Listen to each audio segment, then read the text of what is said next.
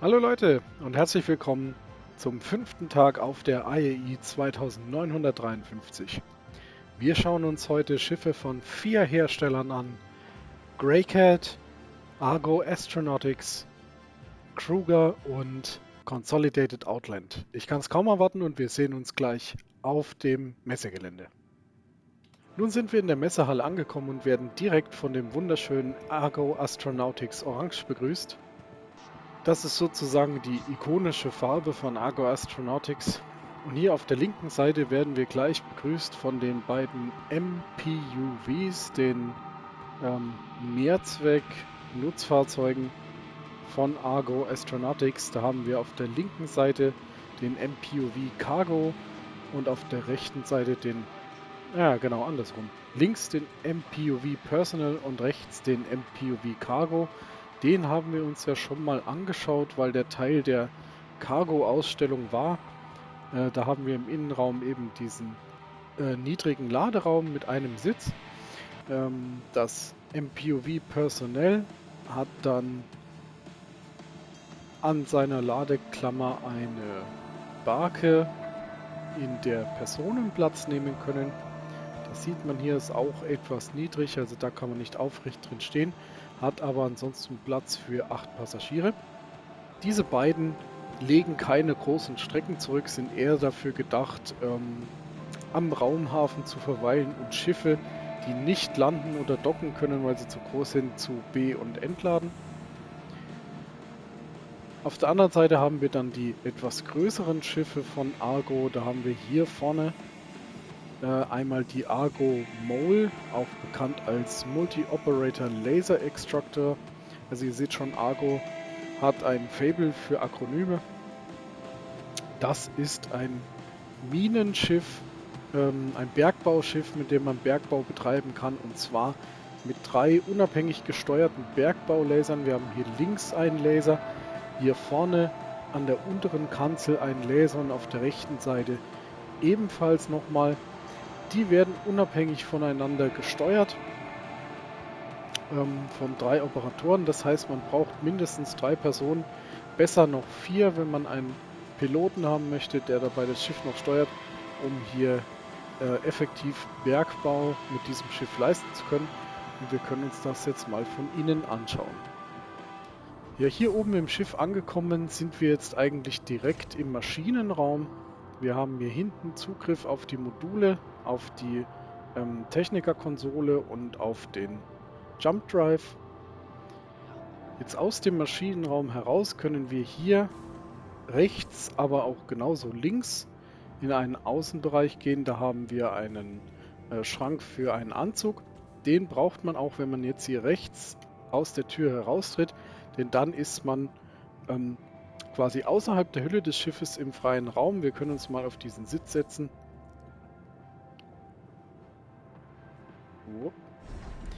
Und der fährt uns jetzt, wie wir links sehen können, vom Schiff weg nach unten und nach vorne. Und da haben wir jetzt freien Zugriff auf den Minenlaser, können uns auch hier mit der Kanzel drehen und dann entsprechend Material in alle Richtungen abbauen. Aber wie schon gesagt, wir haben hier kein Material um uns, das heißt, man muss ein bisschen auch auf die Gegebenheiten und auf die Atmosphäre achten, weil wenn man hier ohne Helm draußen ist und es gibt keine atembare Atmosphäre, hat man definitiv ein Problem. Wieder im Hauptraum angekommen, haben wir auf der linken Seite nochmal genau dasselbe. Das ist der linke Laser. Und wir haben hier neben der Tür eine Leiter, die führt uns in den oberen Bereich des Schiffes. Und da sind wir im Aufenthaltsbereich des Schiffes. Wir haben hier einen Tisch, eine Küchenzeile und auf der anderen Seite Zugriff auf die Schiffskomponenten. Und wenn wir nach vorne durchgehen, haben wir dann nochmal den Maschinenraum, wo die Hauptantriebe untergebracht sind. Und wir können dann hier an der Treppe vorbei weiter nach vorne gehen und kommen da zum Cockpit. Mit einem Pilotensitz und einem Co-Pilotensitz. Ich glaube, ich habe es jetzt genau in der falschen Reihenfolge gesagt. Verlassen wir das Cockpit nun wieder, können wir hier über eine Leiter nach unten steigen.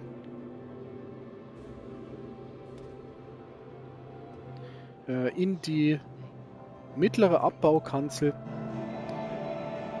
von der wir dann den Hauptlaser steuern können. Und steigen wir die Leiter wieder nach oben.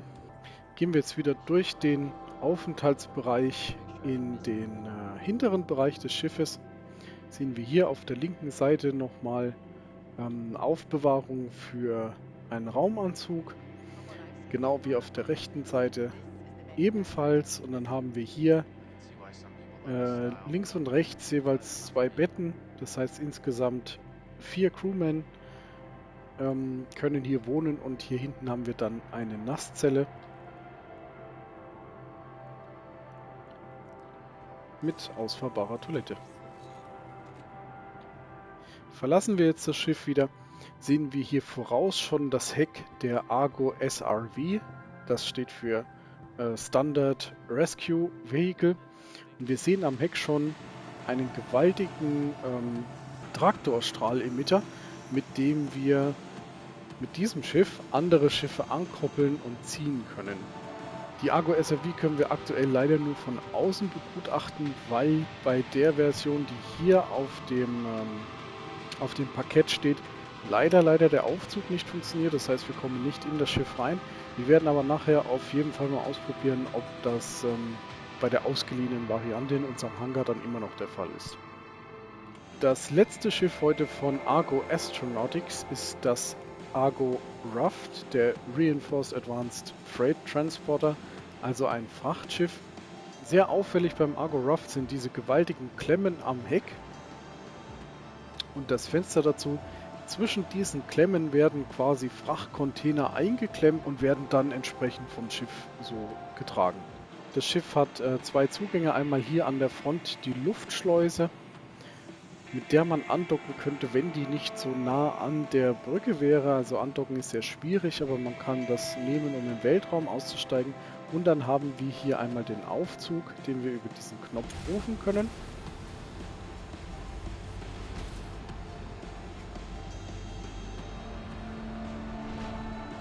Und mit diesem Aufzug können wir dann auf die verschiedenen Decks des Schiffes fahren und wir begeben uns doch einfach mal direkt ins Oberdeck.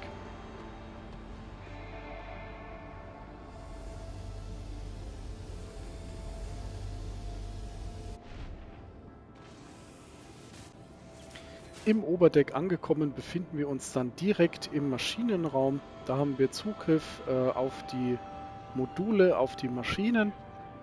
Dann haben wir hier eine Treppe, die nach oben führt, wo wir durch die Tür noch mehr Maschinenraum quasi haben. Und ganz am Ende des Maschinenraums haben wir geradeaus eine Tür, die führt uns in eine Kanzel, von der aus wir einen Traktorstrahl steuern können, um eben Fracht in diese Frachtklemmen einzuklemmen. Ja. Verlassen wir diese Kanzel jetzt wieder nach links durch die Tür, sehen wir uns vor einer Treppe, eine Art Jeffreys-Röhre, die können wir nach unten klettern.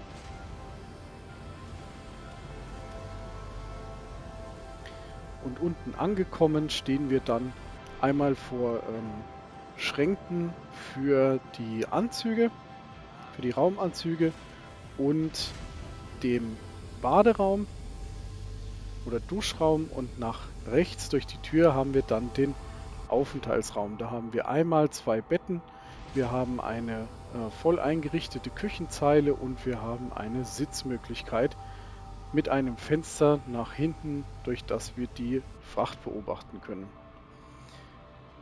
Gehen wir nun aus diesem Raum die Treppe nach unten. Durch die Tür sind wir hier quasi im Hauptdeck. Da haben wir den Ausgang zum Lift, mit dem wir eben nach oben gefahren sind. Und hier geradeaus kommen wir dann auf die Brücke. Da haben wir den Pilotensitz und den Co-Pilotensitz. Und ja, das war es eigentlich auch schon. Und verlassen können wir das Schiff jetzt auch wieder hier durch die Luftschleuse. Sollte man natürlich erst in Richtung Schiff schließen, und dann die Luftschleuse nach außen öffnen. Und ihr seht schon, ist im freien Raum eine gute Idee. Im gelandeten Zustand geht es hier einfach ziemlich weit nach unten, ohne Leiter. Zusammen mit Argo in der Halle haben wir hier Kruger Intergalactic, der seine kleinen Kampfschiffe vorstellt, die hauptsächlich als Unterstützungsschiffe gedacht sind. Das heißt, die werden in größere Schiffe eingelagert oder angedockt und sollen dann von dort aus auf kurze Distanz einsatzfähig sein. Da haben wir einmal die P-52 Merlin, die hauptsächlich als Unterstützungsschiff für größere Schiffe gedacht ist, und die P-72 Archimedes, die überholt wurde für den Rennsport. In Halle 2 stellt Consolidated Outland seine Schiffe vor. Da haben wir zu den Seiten einmal die Mustangs und in der Mitte die Nomad. Alle Schiffe von Consolidated Outland stammen vom Design her ausnahmslos aus der Feder des CEOs Silas Körner. Und wir haben hier auf der linken Seite die Mustang Gamma. Das ist ein Schiff, das hauptsächlich für den Rennsport eingesetzt wird. Im hinteren Teil haben wir dann die Mustang Beta. Das ist ein Erkundungsschiff und die einzige Mustang, die auch noch einen begehbaren Innenraum hat. Das werden wir uns gleich anschauen. Und auf der anderen Seite haben wir vorne die Mustang Delta. Das ist ein Kampfschiff. Und ganz im Hintergrund dann entsprechend die Mustang Alpha, die als kleines Frachtschiff eingerichtet ist. Schauen wir uns die Mustang Beta mal aus der Nähe an, das Erkundungsschiff. Die Flügel klappen dann natürlich im Flug nach außen, die sind nur in geparkten Positionen ausgeklappt. Um jetzt das Schiff zu betreten, muss man zunächst einmal auf den Pilotensitz steigen. Das geht über eine Leiter nach oben und dann schließt sich die Kanzel und man sitzt auf dem Pilotensitz.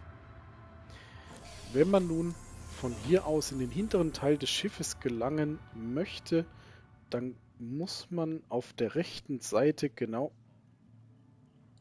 aus dem Sitz aussteigen. Der kann sich dann drehen und schon steht man im Inneren des Schiffes vor der Tür, die in den Hinterraum führt. Und da sehen wir dann einen kleinen Aufenthaltsbereich mit einer Küche, einem Bett und einem Duschraum mit WC. Also relativ spartanisch eingerichtet, aber ist natürlich ein kleines Schiff, was man auch trotzdem zur Erkundung weiterer Strecken nutzen kann. Wir stehen jetzt vor der Nomad. Die Nomad zeichnet sich durch zwei Dinge aus. Einmal durch die offene Ladefläche am Heck, inklusive Traktorstrahl, den seht ihr dort oben befestigt, und durch die Schwebetechnik. Das heißt, diese Nomad steht im gelandeten Zustand gar nicht auf dem Boden, sondern schwebt knapp darüber. Die Ladefläche kann man über das Bedienfeld an der Seite hoch und runter fahren. Aber selbst hat die Ladefläche keinen Durchgang zum Schiff, nur ein Fenster. In das Schiff hinein kommt man über eine Tür an der Seite. Und eine Leiter, die sich entsprechend auffaltet. Und wenn wir da jetzt mal hineinsteigen, sehen wir schon das Innere des Schiffes. Wir haben hier ein Fenster, durch das wir nach hinten auf die Ladefläche schauen können. Hier steht zwar Cargo Access, also Frachtraumzugang, aber wir können hier nur, die Ladefläche herunterfahren, also öffnen oder auch wieder schließen. Aber nicht darauf zugreifen. Wir haben hier hinten in der Ecke dann Zugriff auf die Module. Links daneben haben wir dann die Toilette und auf der anderen Seite gegenüber einen Lagerschrank. Und hier haben wir dann, danke, Da wollte ich jetzt rein. Einmal die Tür wieder auf. Den Wohnbereich des Schiffes auf der linken Seite mit einem recht komfortablen Bett und auf der rechten Seite mit einer voll eingerichteten Küchenzeile mit einem ausfahrbaren Stuhl, auf dem man sich setzen kann. Gehen wir jetzt noch eine Tür nach vorne, sind wir auch quasi schon im Cockpit mit einem, ich glaube, einem der bequemsten Pilotensitze aller Schiffe. Und der wird hier rumgedreht und nach vorne gefahren und bringt uns dann in dieses futuristische Cockpit, das hauptsächlich mit einem komplett umspannenden Display für die Steuerung versehen ist und mit einer holographischen Anzeige oder Heads-Up-Display direkt nach vorn. Im Keller stellt Consolidated Outland heute seine Hoverquads vor. Das sind quasi Quads, die knapp über dem Boden schweben. Im Übrigen ist hier auch wieder dreimal das Basismodell aufgereiht, liegt aber einfach daran, dass es von den Hoverquads bisher nur dieses Basismodell gibt. Der Hologrammraum gehört heute ganz allein Consolidated Outland mit dem Pioneer, einem gewaltigen Schiff, das zum Bau von planetaren Basen gedacht ist. Also hiermit lassen sich Strukturen, Gebäude, Fabrikatoren und Bergbaueinrichtungen auf Planeten einrichten. Ein Feature, auf das die Spielerschaft schon sehr, sehr lange wartet. 2947 wurde das bereits angekündigt. Die Entwicklung soll aber erst nächstes Jahr 2954 starten. Also das wird noch eine Weile dauern, bis dieses Schiff verfügbar sein wird. 3 der 4 Aussteller haben wir schon gesehen, fehlt noch der 4. und das ist Greycat. Und Greycat stellt Landfahrzeuge her und auf der Messe vorgestellt werden davon der PTV, der STV und die beiden ROCs. ROC und ROC DC bzw. DS. Wir arbeiten uns vom kleinsten zum größten vor. Der ROC PTV ist einfach nur ein, fast ein Go-Kart kann man sagen. Ein winziges Buggy, mit dem man umherfahren kann. Der STV dagegen ist schon ein etwas größeres Buggy. Eignet sich aber prinzipiell auch nur zum Fahren, hat keinen Lagerraum oder sonstiges, hat dafür aber ein Ersatzrad parat. Die beiden ROCs sind Bergbaufahrzeuge und zwar einmal ein einsitziges Bergbaufahrzeug, bei dem der Fahrer gleichzeitig auch einen am Fahrzeug angebrachten Bergbauleser steuert, und der ROC DC oder DS ist einfach ein Bergbaufahrzeug für 2 Personen, bei denen der Fahrer lediglich das Fahrzeug steuert und der Bergbauleser von einer zweiten Person auf einem Außensitz am Bergbauleser gesteuert wird. So Leute, das war der Rundgang über die Messe für heute. Wir werden jetzt nochmal in den Hangar schauen und ausprobieren, ob wir unser ausgeliehenes SRV im Hangar betreten können und ob wir mal eine Spritztour mit dem Schiff machen können. Bis gleich! So, ich habe mir die SRV nach Port Tressler liefern lassen. Sie steht jetzt hinter mir im Hangar. Wollen wir doch mal sehen, ob wir hier in das Innere des Schiffes vordringen können. So, der Moment der Wahrheit. Das sieht sehr gut aus. Wir haben hier tatsächlich einen Lift, der nach unten fährt, den wir betreten können. Jawohl, und damit fahren wir jetzt nach oben und machen einfach unsere eigene Messe für dieses Schiff. Hier oben im Schiff angekommen sind wir jetzt in einem Zwischenraum sozusagen auf dem Hauptdeck. Wir haben hier Zugriff auf die Module des Schiffes und 2 Türen. Eine führt nach hinten und eine nach vorne zur Brücke. Und da schauen wir doch einfach mal in den hinteren Bereich des Schiffes. Da haben wir den Aufenthaltsbereich. Da haben wir einmal auf der rechten Seite einen Schrank für die Raumanzüge. gleich daneben eine Nasszelle, einen Sitzbereich für 2 Personen, ein einzelnes Bett und die übliche Küchenzeile. Hinter dem Sitzbereich können wir dann durch das Fenster nach außen auch einen Blick auf den Traktorstrahl werfen. Gehen wir jetzt im Schiff wieder nach vorne. Durch die vordere Tür kommen wir zur Brücke. Die ist recht simpel und einfach gehalten. Das ist einfach nur ein Pilotensessel.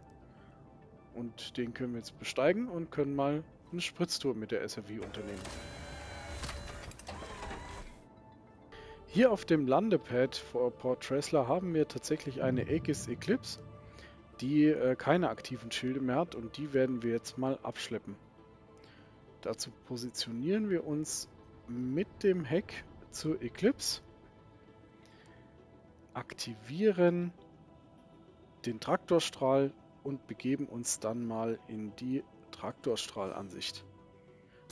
Und die Aegis Eclipse an den Traktorstrahl nehmen. Können wir damit abheben?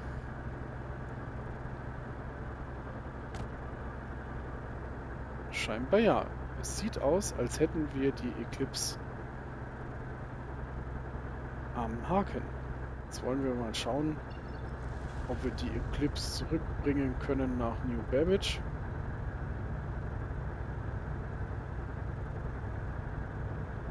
Wir müssen aufpassen, dass wir nicht mit Port Tressler kollidieren. Achtung, und los geht's.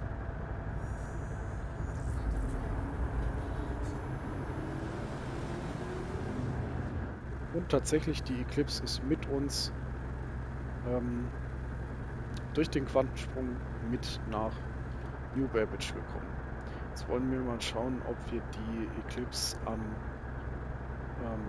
am Raumhafen abgeben können, sozusagen.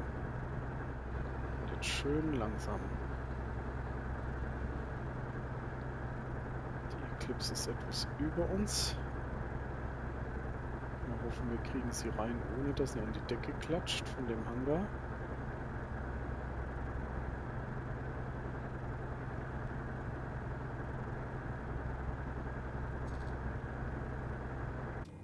Ja, und da haben wir sie verloren, tatsächlich. Tja, wo ist sie hin? Okay, landen wir das Ding erstmal. Und dann schauen wir mal, wo die Eclipse abgeblieben ist. So, wir sind jetzt unterwegs im Greycat STV und versuchen mal, ob wir die abgestürzte Eclipse noch finden können. Wir fahren jetzt von den Garagen aus zurück zum Spaceport. Das dort oben dürfte unser Hangar 3 sein. Ich muss wohl nicht erwähnen, dass bei Schneesturm und minus 55 Grad das offene Buggy ohne Dach nicht unbedingt die ideale Wahl für ein Verkehrsmittel ist. Aber wir schauen mal, eventuell für den kurzen Moment müsste es ausreichen. Tja, der STV hat mit letzten Kräften den Hügel vor Hangar 3, vor dem Spaceport erklommen. Wir sind jetzt hier unten an der Spaceport-Wand und es ist weit und breit keine Spur zu finden von dem Schiff. Es ist auch unter diesen Wetterbedingungen echt schwierig, irgendetwas zu erkennen auf dem Display. Das ist eine RSI Constellation. Also unter diesen Bedingungen werden wir die Suche wahrscheinlich abbrechen müssen. So werden wir die Eclipse nicht wiederfinden. Das war's von mir für heute. Wir sehen uns morgen wieder auf der IAE. Lasst mir unbedingt einen Kommentar da, welche Schiffe wir zum Finale noch ausprobieren wollen. Und lasst ein Like da, lasst ein Abo da, kann man immer mal gebrauchen. Und wir sehen uns. Bis dahin, guten Flug.